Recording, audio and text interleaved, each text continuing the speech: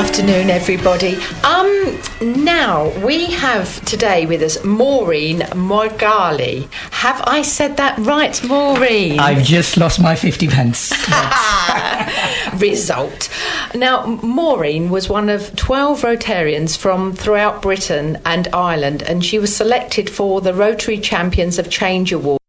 The award was presented at the House of Lords on the 17th of March 2015. And Maureen, you're also a member of the Reigate Hill Rotary Club. You live in Crawley and you work in admin in the NHS. Is that right? That is right. And you said that your interest in Kampala street babies began with an article in the Ugandan Monitor newspaper on the in 2008, and it highlighted the plight of the street kids. Now, that must have been really a hard thing to read, to be honest, because you've lived here for many years, but you were born in Uganda, as I understand. So can you tell us a little bit about your early life there? Yes, I was born in Uganda many years ago. I'm not saying my age. And grew up in what you'd say middle-class family. I was lucky. My father was a sports officer, and my mom was what you would now call a home manager, which then was a housewife. I was lucky to have gone to one of the best schools in Uganda, Victoria Nile School. That was my primary school. And then for my secondary school, I went to a private college called Mwagale College. Was really good. I enjoyed going to school, and like I said, it was a private school, so I kind of had it all. So having read this article in the Monitor written by my niece Lulu Jemima about street babies, that kind of shocked me, because I'd heard about street children. You know, there are street children all over the world. So I'd heard about them. I had not heard about street babies. So I asked Lulu for evidence, because, you know, sometimes it's like, don't believe what you hear in the papers. So Lulu actually went off on the streets, took photographs and sent them to me. And they were actually street babies. They were between the ages of 12 months and 2, 3 years, 4 years, sitting on the streets with their hands stretched out, begging. Oh my goodness. Well, I can only imagine how you must have felt. That must have really pulled at your heartstrings. So you visit Uganda regularly because of, I guess you've still got family there, as you say, you've got your niece, etc. And on a holiday in 2008, you saw this article and you'd heard from your niece, etc. So how did reading this article sort of transform your life? What did you decide to do about this? I read the article in the August, and I had planned to go to Uganda for December, in December for Christmas. So I thought, I could do something for Christmas. So I collected lots of clothes and shoes from work, from my church, from my neighbors, friends around. Luckily got an airline who transported a ton of the clothes and shoes to Uganda for Christmas. I arrived on round about the 20th of December, and me and my mom and my family, we started organizing for the Christmas party. We went to the slums and you know, talked to the people then, so, you know, we told them we want to invite them for a party, a few of the kids. You know, we hired a hall, one of the venues in the slums. And we hired some people to cook food. You know, we're expecting about 50, 60 people, maybe up to 100. So we had big pots of food, and we told them on Christmas Day, please come and join us. So Christmas Day came. About 10:30, they started walking in, the mothers and the babies, because although they are street children, street babies, they actually have family. They have mothers and fathers somewhere in the background. So they started arriving about 10:30, 11 in droves. They started coming in. It is a particular tribe, I would say, of the street children. They are Karamojong. They're from the northeastern part of Uganda. So come 12:30, there was about 300. Come 1 o'clock, just as we were going to serve the food, more came in. There was 500. So there was panic. Yeah, I couldn't send them back. No. So my mom was bringing the food. So I asked her, Mom, you need to bring some more food. And she's like, where do I get more food on Christmas Day? I said, Mom, you must find a way. We need more food. Option of sending these people away was just not there. Yeah. So she rounded up a few of her neighbors, and they cooked some more rice, and they cooked some more beef, and some more chapatis, and we fed the children and the mothers. We had, all in all, 700 came. Luckily, we had a ton of clothes and shoes. So the presents were, there was lots of presents to give, so that wasn't a problem. We all ate, we sang, we danced, and it was such a joyful day. A really, really, it's one of the best days in my life. And I guess the fear was at first, actually, when you were going around, that they may be too proud and or not be interested or not realise that there was something going to go on that was going to be so good and for free, that there might have been a catch to it. So it could have been that only maybe one or two people had turned up.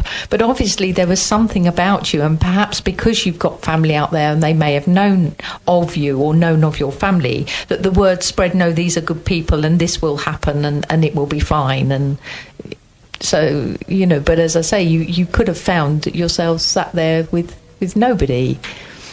Well, at least if I had had 50, I would have been happy with 100. But for 700, it was amazing. That was really amazing. And did everybody get something to eat? Everybody got something to eat, everybody got something to drink, and every single child got a present, plus the adults. And it was. Where did you get the presents from? Sorry. Well, I collected clothes and shoes from here, the UK, the British people. Yeah. They gave me everything. Ah, right. You know, so I had a ton of things to give away. Right. Okay. There was lots to give away. Oh, that so that presents was wasn't an issue. And then, of course, I had lollipops to give to the children. Yes. And biscuits, and there was a lot to give away. It was the food that was the issue in the first place, but then that got sorted. Yes. As of them trusting, up to today, they still ask me, why, Maureen, why do you do? See, I get very emotional when I talk about this. Yeah. They ask why. You know, everybody asks me, why the Karamojong? But my answer to that is, one, because I relate with them. I relate with being shunned, you know, because this is a tribe who was shunned away from the community. You know, they're always told to go back to where they came from. And I totally relate with that. Yes, yeah, yes, I'm sure. So when you say go back to where they came from, are they nomadic? Are they a nomadic tribe? Yeah, originally they were nomads in the northeastern part of Uganda. And what happened is their way of life changed because of the wars and everything in Uganda. So, you know, their cattle were taken away or were stolen, and it's all come to a stop. So they have to find another way of living. Now, for them, bringing children to the streets and sitting them on the streets with their hands out to beg was, quote, normal, unquote. You know, they didn't see anything wrong with them. Whereas for me or anybody else, going to Uganda and finding out that this woman is actually placing her child on the street to beg, one is like child abuse. You know, that's the way we would look at it. Yes. And at first, I went in guns blazing. I thought these women should be arrested. How can they do this? But then when you actually find out the reasons why, you stop blaming them and you stop pointing fingers. Yes, because at the end of the day, you would do anything to survive, wouldn't you? And if you have to, I guess, use your child to do that, it becomes the norm after a while. If you know, once one or two people start to do it, everybody starts to do it, because you've got to survive. It's the survival of the fittest that goes through at the end of the day. So how many little children do you think were living on the streets? And you know, I guess it was just the begging and any means that they could find to survive. Yeah, at any one point on the streets in Uganda, you'd find up to 200 children dotted in different parts of the capital, you know, dotted along the streets. So at any one time, there would be 200, maybe 300. You know, it depended on the time of the day, and of course the weather it didn't bother them, because where they come from in Karamoja, it's very, very hot. So them sitting in the under the sun, the heat, that was not a problem at all. But it was looking at these babies actually dozing, dozing of sleeping with their hands held out. That for me was a killer. Yeah, I'm absolutely certain. So when you came back here, the plight of these families stayed with you, and you said yourself, like a stone in your shoe. So you went to Uganda again and visited the region, which these street families originally came from. Would you tell us about that trip? Yes, I came back. Well, we had the party on the 25th. On the 26th, driving through Kampala, the children were back on the streets. Then I realized no work done there. I had done nothing. No. So other than give them a good day, in fairness, So in the following April, I decided to go back and go to Karamoja to find out what exactly is happening in Karamoja. Why are these women, bringing their children on the streets? And why can't they stay in Karamoja? Why can't they live there? Why can't they work there? Karamoja is a 10 hours drive from the city. The bars are the roads are really, really bad. And it's dire. There's nothing. There is no work, I guess. There's no work there. Because they were nomads, agriculture to them is a no. And the weather, is not suitable. The rains come, but when the rains come, it's floods. And because they're not educated in timing the rains or how to dig or cultivate, it was hard for them.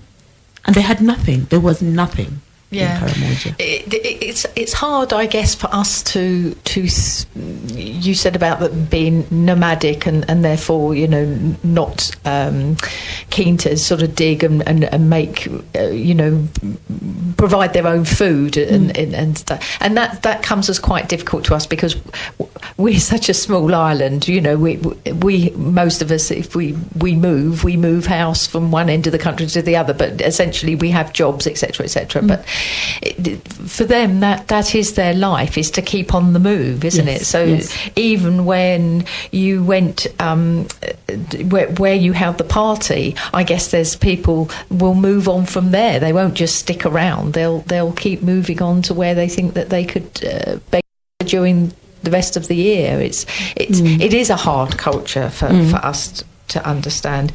So you had decided to help them, and your mother gave you some advice, support the women and give them some skills. So what could you bring to these ladies to help them out? Well, first of all, I had to accept that I needed to stop blaming the women, understand where they're coming from, and start talking to them, which we did. I asked them, how can we help? What can we do? How can we improve the situation? And the women said, well, we need skills. We need to learn how to do stuff. So we asked them, what do they want to do? And by then there was a craze of making beads out of paper. So we got some of the women trained to make the beads for selling. And then we got the women to learn how to make soap. We also got the women to learn how to make candles. These were basic, very, very basic things to do, and the training didn't cost much, but at the end of the day, it was a life skill that they learned. And of course, we got them to learn how to save. I struggle with saving, so you can imagine these poor women and what's there for them to save anyway at the end of the day. But we've tried, and most of the women, have learned these skills, and some have gone on, to now manage, slightly bigger businesses, like, selling other things in the markets, like, fish or beans or some vegetables. But that's in Kampala. They all end up having to come to Kampala. Yes, where I guess the people are, and there might be, if there is going to be any money or bartering system, etc., that's where it will be, isn't it? Yes, but now what we've tried over the last couple of years is try to work with the women in Karamoja to stop them from coming to Kampala. So we've done the training in Karamoja, and our latest venture now, will be to build a market for them, a roadside market where they can sell their wares. That sounds a good thing. Now, you've built a foundation, and I want to talk about that in a minute, but you've chosen a song, actually, which I think is tremendous because it's a two-way thing. It's Lean on Me, which I guess to a certain extent these ladies have been doing to you. But in another way, I guess they've been doing with each other as well and helping each other out. So we'll have a bit of Lean on Me.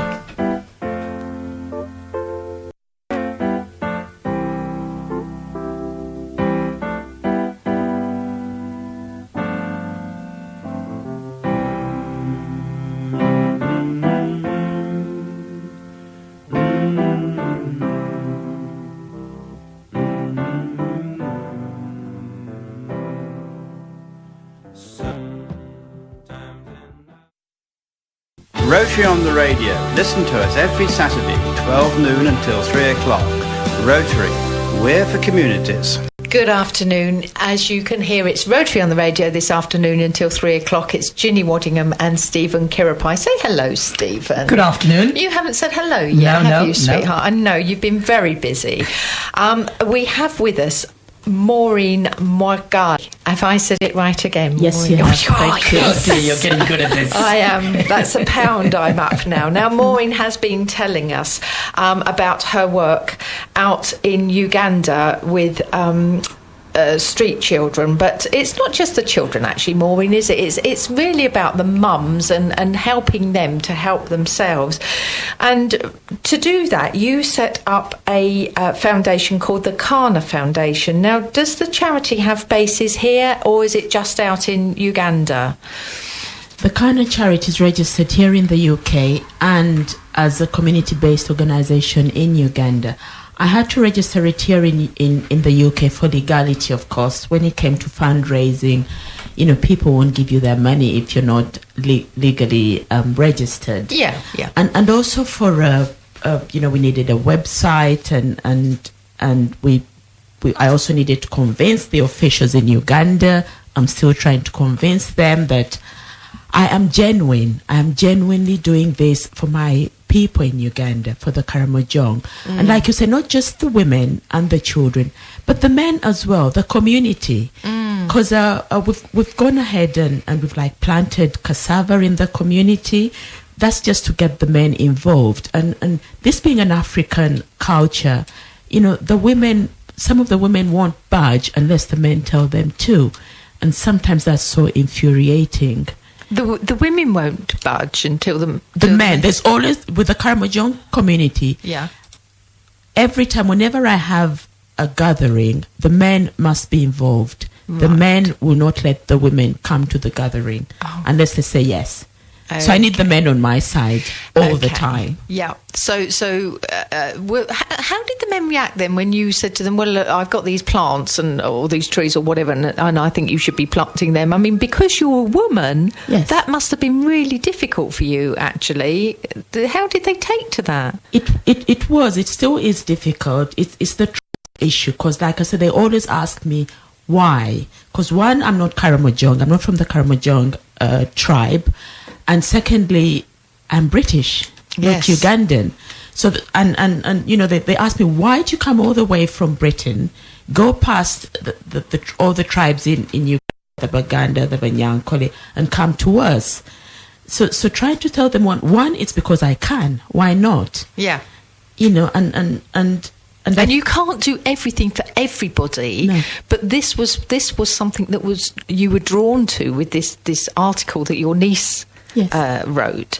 But yes, I guess that to them, that's like, well, so what? What's in it for you? Exactly. What's in it for you? That is the question. It's like anybody in this country as well that's involved in any volunteering or charity work, people always look at you with suspicion as to, well, you must be getting something out of it. What are you getting for free? And it is really hard. I do a fair bit of voluntary work. It's really hard explaining to people that the payoff is actually the lovely, warm, fuzzy feeling that you get inside. And there's price that you can put on that, is there? No, you can't. I mean, spending Christmas Day, I mean, we know the people here in the UK. Some of them are very lonely, spend Christmas Day on their own, or maybe 2 or a family of 3.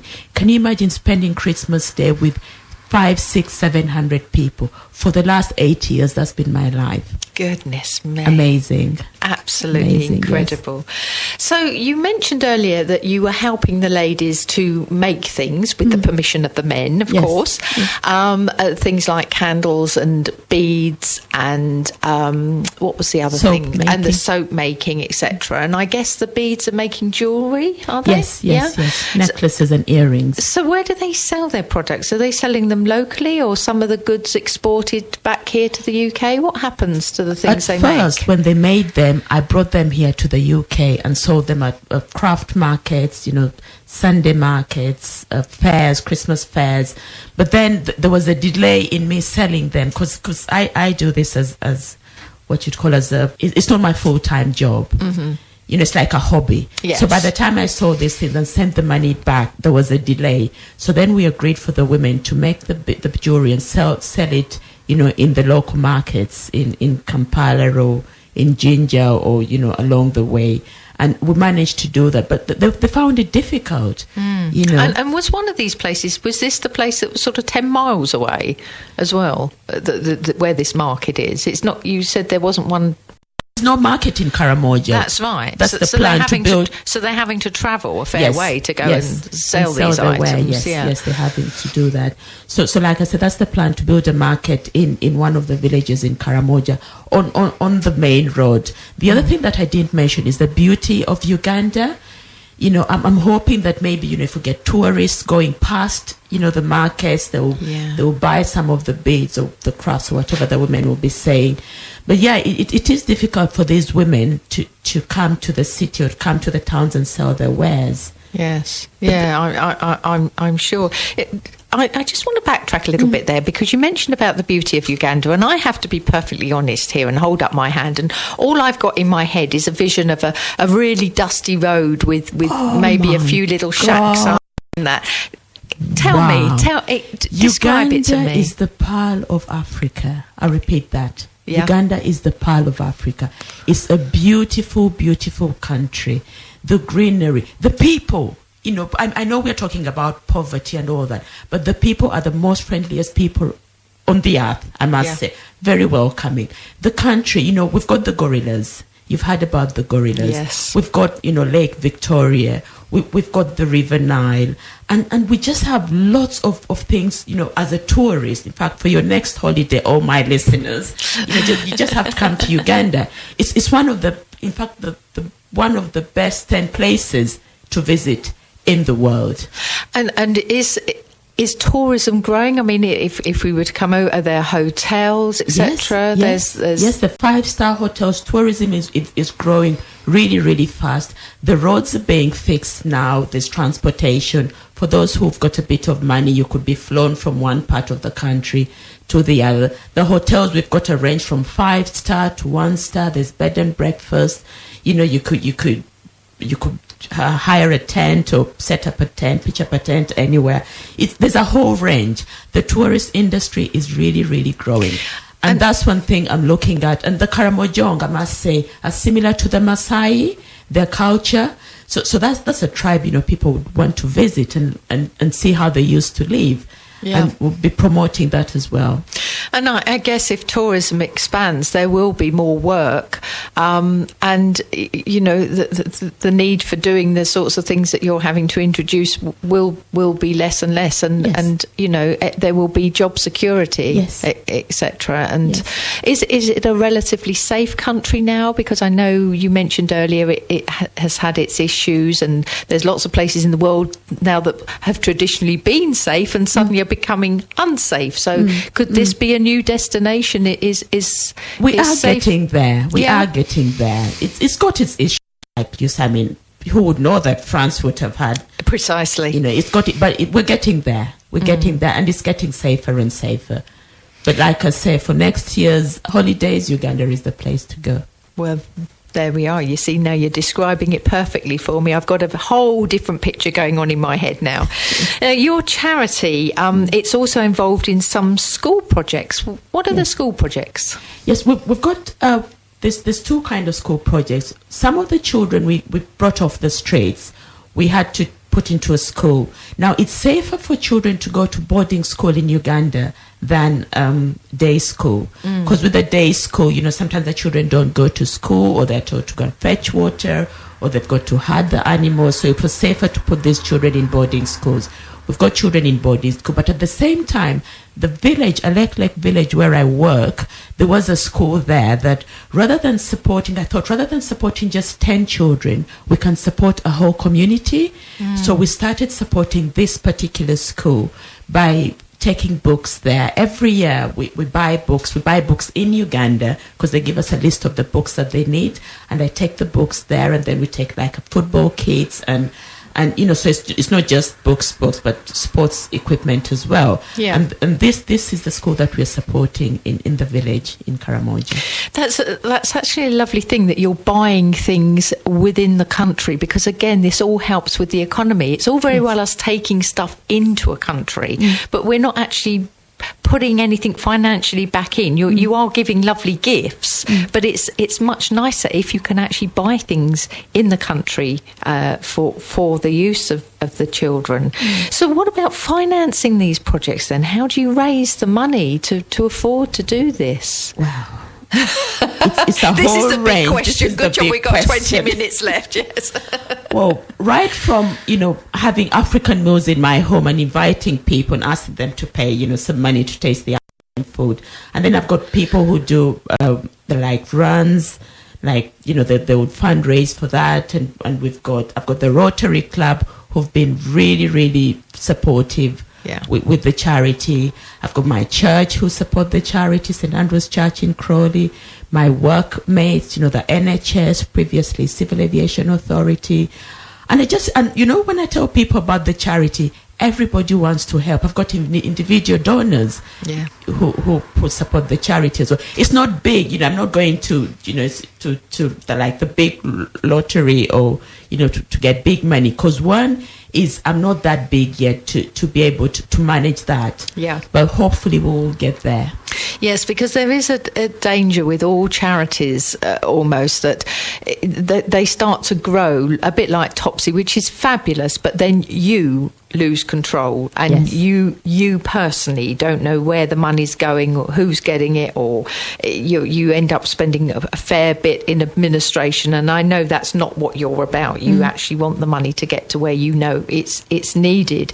And I guess your work for the street children must have had some outstanding results now. And what's the situation like? Are there fewer children living on the streets in Kampala? Yes, there are much fewer children. In fact, last Christmas when I went to Uganda, the days before Christmas, there were no children on the streets. How lovely. It was amazing. And on Christmas Day, because we usually have baptisms as well, because the Karamojonga are mostly from the Catholic faith. So Christmas Day, apart from the party, the kids, they bring the children to be baptized. This time round, they were young girls. So I thought, who are these? Where are they coming from? Where are the babies? Where are the children? And then, I was told, there are no more children, babies on the streets. It's the young girls. So I asked what the young girls were doing. Oh dear, I think I know what your answer's going to be. Yes, and these girls are between the ages of 10 and 16, 17. And they're selling the only thing that they own. Exactly. Yeah. So that's the next challenge. And that is a huge challenge all over the world. I mean, obviously, Saturday lunchtime, we don't want to spell it out in the words, but we're hoping that people can read between the lines of what we're saying, of what these young girls are selling, and the exploitation that they must be going through. And, of course, that's the trouble, that sometimes they're not governed by themselves. There's actually people behind them who are taking a cut of the money and encouraging them to do it more and more. And that's a really difficult cycle to break. Are you getting some help and advice in how you might go about this? I contacted the United Nations AIDS department in Uganda, told them about the situation. This was just before I left this January, just before I left Uganda. Because like you say, it's a big thing. I didn't even know where to start with it, and of course it involves pimps, and there's people behind all this. Yeah. So I told them the situation, did a bit more research, gave them the paperwork, and said, I'm here to help. We had a few emails exchanged, and then I've not heard from them since. So I'm going back to Uganda, of course, for the Christmas party and to see what other projects can be done. And I will try and raise awareness of the situation again. Yeah. But this is it's too big for me. I can't handle it. No, I can totally understand that. And, it's a really, really difficult one. And I know that, we wish you well with that. And certainly Rotary does.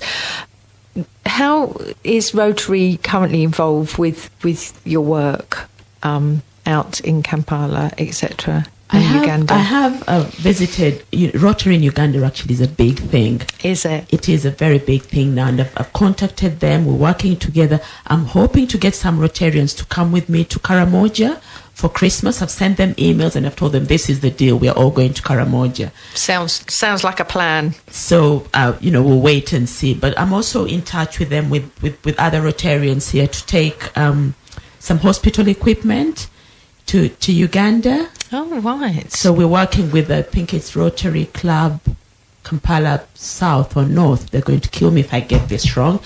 Eric Biencha is the because president. They'll definitely be listening in, yes, for sure, on the online, internet. Online, yes. yeah. But I'm working with the Rotary clubs in Uganda, and we'll see how we can deal with this. And as you said already, that the Rotary clubs in the UK are. Well, we're certainly becoming aware of your work. Yes. And Steve, you met Maureen last Wednesday. Last Wednesday, when you came to our club on a little visit, and hence, and we'd heard of you before then, and knew you were coming onto the radio. Maybe that's something you need to get them to do out in Uganda, is start up a Rotary on the radio. Whoa. That is a great idea. There's a plan. There's a plan. Spread the word via the airwaves, you see. So how do you manage to do all this and work? Because as I said at the start of our little chat, that you work in admin in the NHS, so I take it that's probably a full-time role, or? It is a full-time role, and I've got my two boys as well, who there's been sacrifices, because I've sacrificed my Christmases with my family. Do they come out with you? Or? A couple of times they've come with me. Yeah. But then sometimes I've had to leave them here. So that's a big sacrifice, Yes. I just think, in 20 years' time, I'll hear something. Oh, our mum used to go off to Uganda and leave us here on our own. No, you won't hear that. You'll hear, our mum just used to leave us alone at Christmas. She used to go off with her friends, and they used to have a party. That's what it'll be. Yes, because they've been to the parties and they've seen, and making it sound like you're in New York having a fab time. But it is a fab time, and they've seen that. So my boys support me. Work is work. I've got to work because I've got a mortgage and everything. But this is like a hobby, and with a hobby, you will always find time to do your hobby. Yes, you will always find time, and I always find time for my Karamoja tapes and for the charity. Well, there you go. Now, look, I'm very aware that we're sort of coming to near on the 1 o'clock news. I cannot believe it. Did you manage to find Stephen? I have found not the song Maureen wanted, but something very similar. Would you like to play your something very similar?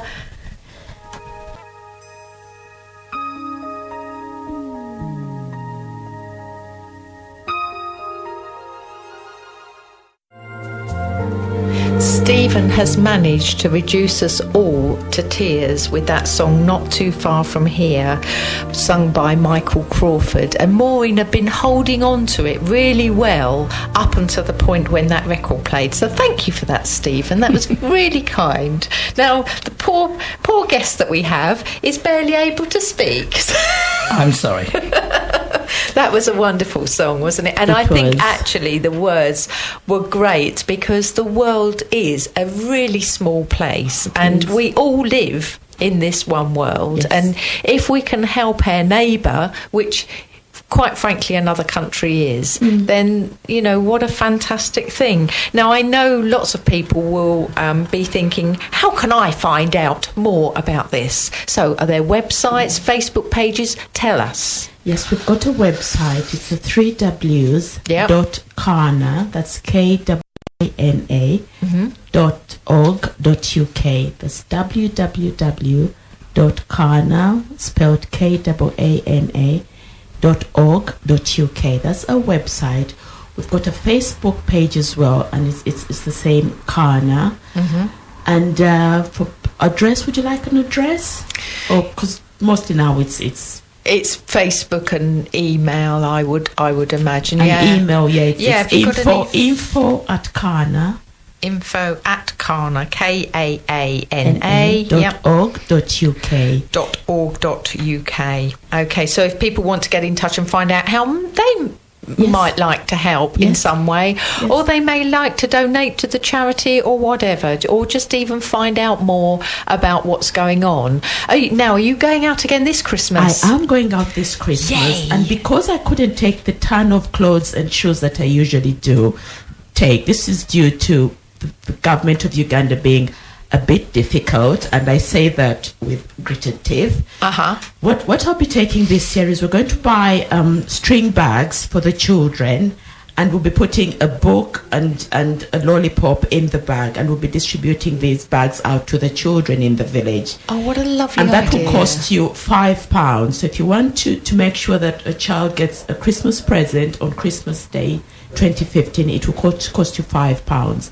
This is what we're doing for Christmas. Of course, with the meals and everything else included. I will definitely be going to Uganda. I cannot miss. I told the Karamojong that as long as I can, I will have a Christmas party on Christmas Day with them. So where do you hold this Christmas party? That was the other thing that sprung in my mind. Is it warm enough to have it outdoors, or what do you do? Yes, this is Uganda. Come on, remember we're talking about Uganda and the weather is good. Winter, there's no snow, there's no winter. It will rain, but that does not stop us from having fun. We set up a big marquee. We have music blasting through big speakers. Amps. And we have fun on Christmas Day. We eat, we drink, and we dance. It is a fun day. And like I said, the last 7 Christmases have been the best in my life. And who gets the wonderful job of having to do all the cooking and washing up then? My mum, Margaret.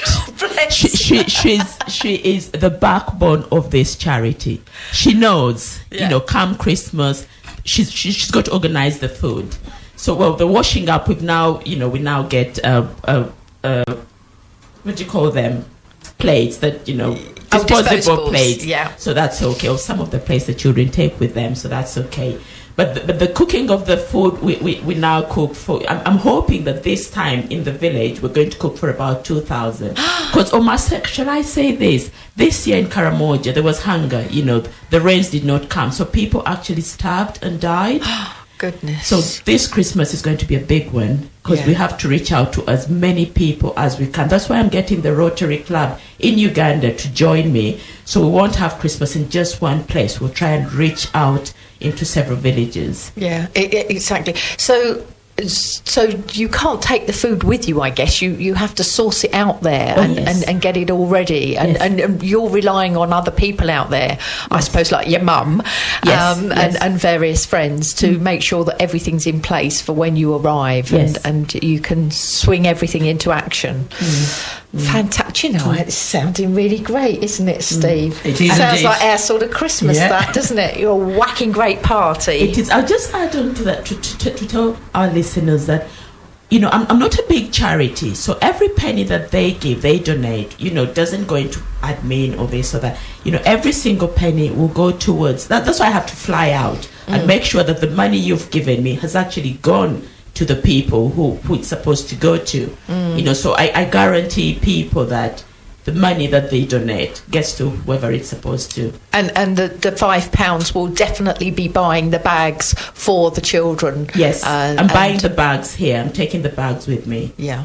and then the rest will buy in Uganda. Now, is there anything else that you really need to tell us in the couple of minutes before we do close of play at 1 o'clock, or you think we've got it all covered? We probably have got it all covered. If there's anybody who's got any questions or has anything to ask, go onto the website, or you could call me, or there's a number on the website as well. And I just hope I get more support this Christmas, and we'll have the photographs of the Christmas day on the website and on our Facebook page as well.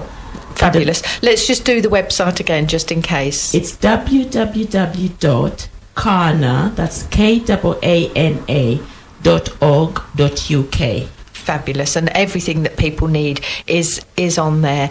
Maureen, you told me earlier that this was your first time on the radio. Now, I thought, to be honest, that you would have been on lots, and I can't tell you how great it's been, because you've been very relaxed. You've told us everything that we need to know about this fabulous charity. We really wish you the very best with it, don't we, Steve? Because to do something for an entire community is lovely, and I can see it's actually growing and growing, and you're taking on more and more responsibility about things. But this is the thing, it's almost like when you walk into an old house, you think, just slap a bit of paint on the walls, but then there's a big crack there, and the roof needs fixing, and this is what's happened, isn't it, that you've noticed more and more troubles. But if you can help this one community, the hopes are that this one community can go on to help another and another, and maybe the Ugandan government might kick in and decide to help out in the future. Who knows? I'm sure that there's some warm hearts amongst them as well. We can but pray, can't we, really? But I'd love to thank the British public. They've supported me, they've not doubted me, they've been there right from the beginning and still are there with me. So thank you very much. You're very welcome. And I know that your Rotary Club, I think that you're currently at, is sort of going through a bit of a change, and you may have to find. I think she'd be fabulous, don't you, yes, Steve? Yes. I think I'm going to tie her to the chair and make her stay. You try and get away from us. Anyway, Maureen, thank you so much, and thank you for coming to tell us about your charity and today. Thank you for having me. Thank you very, very much. It's been a pleasure. This. Thank you. Rotary on the radio. Listen to us every Saturday, 12 until 3 o'clock. Rotary, we're for communities.